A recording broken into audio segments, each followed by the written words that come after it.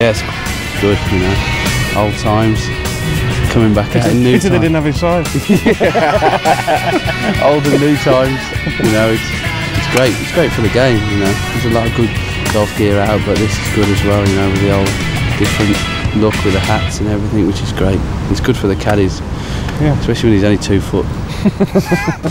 Joining the amateur champion and the European Tour players were our 2 previous winners. Steve Cowell became the first ever Trilby Pro champion when he claimed the title back in 2007 in a dramatic shootout against Ben Welsh at Stoke Park. It was a win that established Steve in Trilby Tour history, and he's been a fan ever since. It's brilliant, it's a great idea. Will's done a fantastic job, he puts his heart and soul into it. On the day I knew you're just playing to get in the playoff, and then after that it's luck of, well, it could be anyone's. I was nervous as anything actually in the playoff, but luckily my whole routine stayed with me, and I hold that nice 30-foot tap in.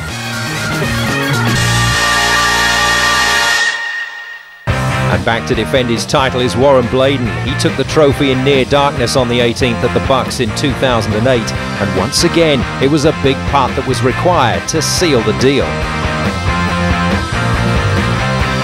One thing's for sure, Bladen is back and in great shape to retain his title in 2009. Last year it was a hot day actually, it was very sunny, and obviously I have good memories.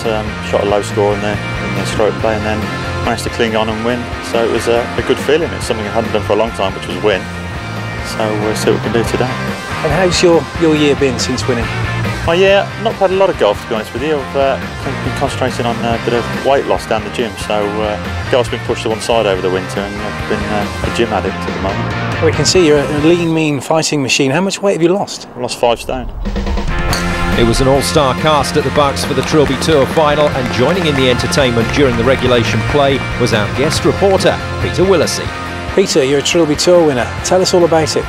It's great to be here. I'm actually here supporting Red Nose Day. William was very kind and worked with Sky Sports to put in a package for somebody to come along and help out with some of the reporting on the course, and my girlfriend was the generous benefactor who put her hand in the pocket and paid for it for me. So here I am and raring to go. We'll hear more from Peter a little later in the show. Out on the course though, the 80-strong Pro Field Plus guests went about the business of trying to make the playoff. Phil Golding just couldn't get the putts to drop and was stranded on 1 under.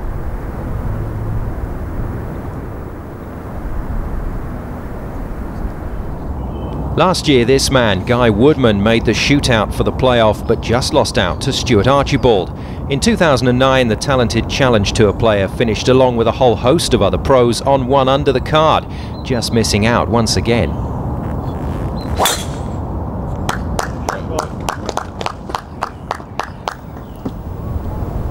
Sam Walker was also in that group on 1 under after a frustrating day with the wand.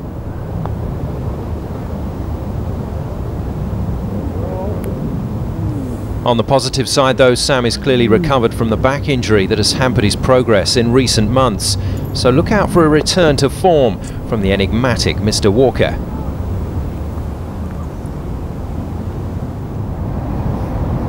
Last out onto the course were European Tour player Graham Storm, Trilby Tour amateur champion Charlie Lydiard, and this man, Ryder Cup star David Howell.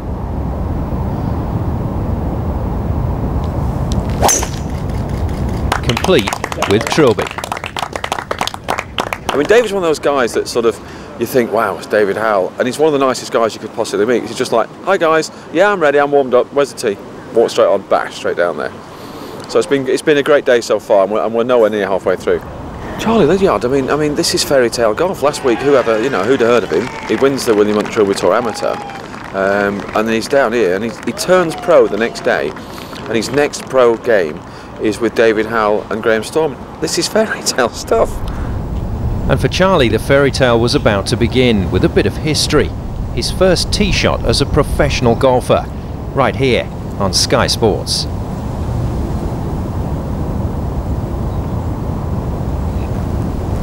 True to form, this young man held his nerve, and in the words of Bing Crosby, his ball did indeed go straight down the middle.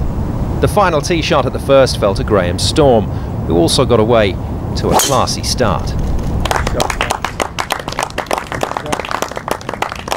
Good luck, boys. Enjoy yourselves, play well.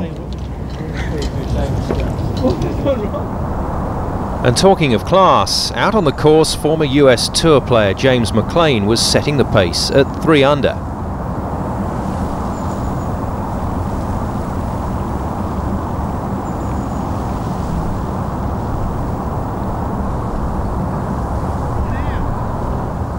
The Australian, now based in the UK, was really looking the part.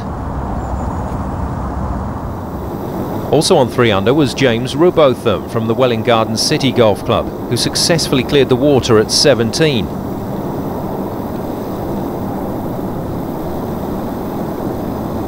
It was an aggressive bid for a place in the playoff. Peter Godfrey, playing in the first group, arrived at the 18th tee on 4 under with a chance to set a serious mark for the rest of the field. But a wayward tee shot meant a bogey at the last for Peter. So you finished the day on -3, that's a decent score. Yeah, played nicely, hold my fair share of putts, bogeyed the last unfortunately, so I have a funny feeling that might cost me. Only time would tell how costly that last tee shot for Peter would be. But for the amateur playoff finalist Ross Hyam, it was a day to remember, finishing 4 over in distinguished company.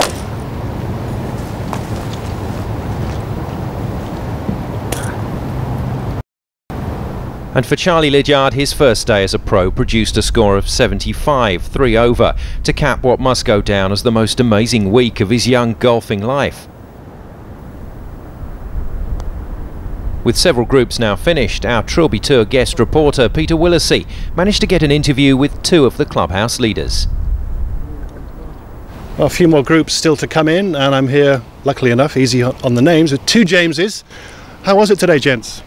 It was very good actually. The golf course was playing very good. I feel like I played pretty good today. Didn't really hold any putts, but apart from that, I enjoyed it. James too, how was it for you? You know, same sort of thing. I hit off at 10 past 10, so I got the similar sort of conditions. It was a little wet to start with, and the breeze got up sort of on the back 9, but loved the golf course, greens were true, and yeah, had fun.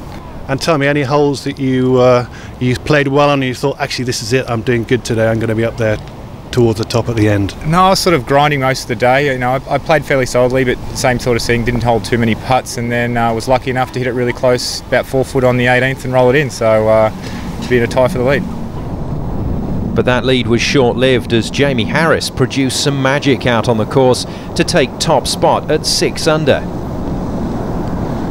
Leaving Jamie pondering the reality of the situation he now found himself in.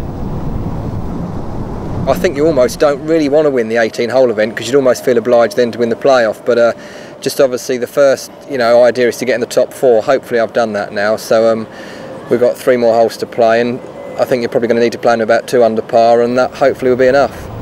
So Jamie was experiencing the pressure of a Trilby Tour final, something this man Steve Cowell knew all about. A great round from the 2007 champion, 4 under, and potentially a place in the playoff, leaving those on 3 under in a shootout at best.